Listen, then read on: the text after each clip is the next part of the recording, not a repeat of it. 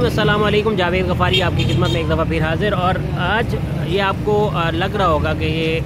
पीछे एक तस्वीर आपको नज़र आ रही होगी जो किसी से ढकी छुपी नहीं है शख्सियत, ना सिर्फ पाकिस्तान में बल्कि पाकिस्तान से बाहर दुनिया भर में। यहाँ से मैं गुज़र रहा था तो मैंने आगे जाना था इस्लामाबाद, तो ये पिंडी के सेंटर में गुज़र रहा था तो मुझे याद आ गया कि कल मोहतरम साबिक सदर आसिफ अली जरदारी साहब ने एक प्रेस कॉन्फ्रेंस दागी है जिसके अंदर उन्होंने बहुत अजीब सूरत हाल बताई है कि जी हुकूमत इस तरह की आ गई है कि इस तरह के मामलात हो गए हैं कि अब भी इससे जान छुड़वाना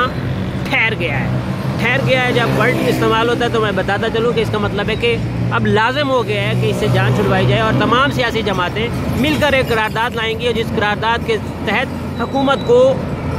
साइड पे किया जाएगा, क्योंकि इसकी पॉलिसीज इंतहाई नाकिस हैं। इतना कि अल्लाह माफ़ करे, हम लोग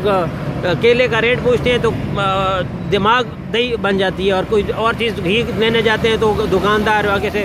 इतना महंगा बताता है कि हम बेहोश हो जाते हैं। मोहतरम आसिफ अली जरदारी साहब, क्या आपके 5 साल जो दौर गुजरा है उससे भी बुरी हुकूमत ने हालात कर दी हैं? मोहतरम आसिफ अली जरदारी साहब, ये वो मकाम है जहाँ पर मोहतरमा बेनज़ीर भुट्टो, ये वही मकाम है जिस पर मोहतरमा बेनज़ीर भुट्टो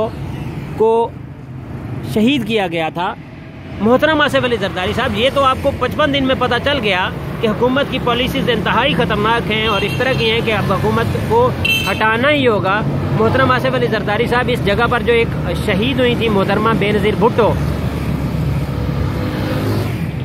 बीइंग अ सदर आपने 5 साल गुजारे, बीइंग वज़ीर आज़म आपके बंदों ने 2, मोहतरम गिलानी साहब और मोहतरम राजा परवेज़ अशरफ साहब, इन्होंने दौर गुजारा। सिंध में कोई पता नहीं कितने सालों से आप ही की हुकूमत है। आप माशाअल्लाह वो कायद हैं, वो सियासतदान हैं, वो ज़ीरक सियासतदान हैं जिनको विद इन डेज, मतलब 55 दिन में पता चल गया, 60 दिन में, 2 माह लगा लें, 2 माह में पता चल गया कि हालत बहुत ख़तरनाक हो गई है और तमाम सियासी क़ुव्वतों को निकल कर आना चाहिए और इस जगह पर करारदाद लाने की ज़रूरत है पार्लियामेंट में कि ये हुकूमत नहीं चला सकती पाकिस्तान। मोहतरम, आपको ये नहीं पता चला कि आपकी इन बेगम साहिबा जिनकी वजह से आपको आज जमहूरियत का कायद और पता नहीं क्या कुछ, और आपके नवाज शरीफ साहब, आपको वो शहबाज शरीफ साहब आपसे माफ़िया मांग रहे हैं और पता नहीं क्या कुछ, इस खातून की वजह से आपको सदर बनाया इस कौम ने आपको हुकूमत दी 5 साल के लिए। मोहतरम आसिफ अली जरदारी साहब, इस खातून का कातिल कौन है ये आपको नहीं पता चला। हुकूमत में भी रह लिया, अपोजिशन में भी रह लिया, हर तरह से आपने कर लिया, लेकिन 2007 में दिसंबर में कत्ल होने वाली, शहीद होने वाली,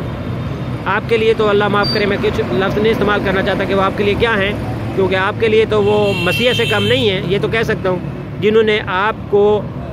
दवाम बख्शा और आपने हुकूमत की, और ऐसी हुकूमत की कि कोई